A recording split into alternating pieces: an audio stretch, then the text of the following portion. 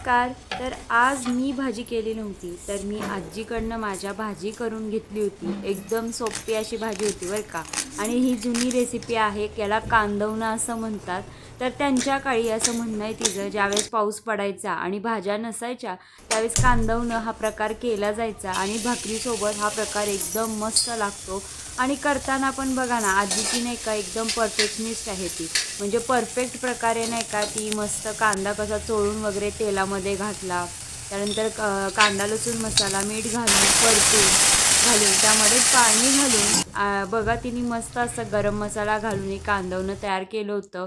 एकदम मस्त लागत होतं बरं का भाकरीबरोबर. आणि वरतून मग आमच्यासाठी तिने दाण्याचा कूट टाकला तर चालतो म्हणे, नाहीतर नाही तरी सुद्धा चालतंय. तुम्ही सुद्धा नक्की एकदा करून बघा बरं का हा कांदवणा प्रकार. कांद्याचं कांदवणी आणि बाजरीची भाकर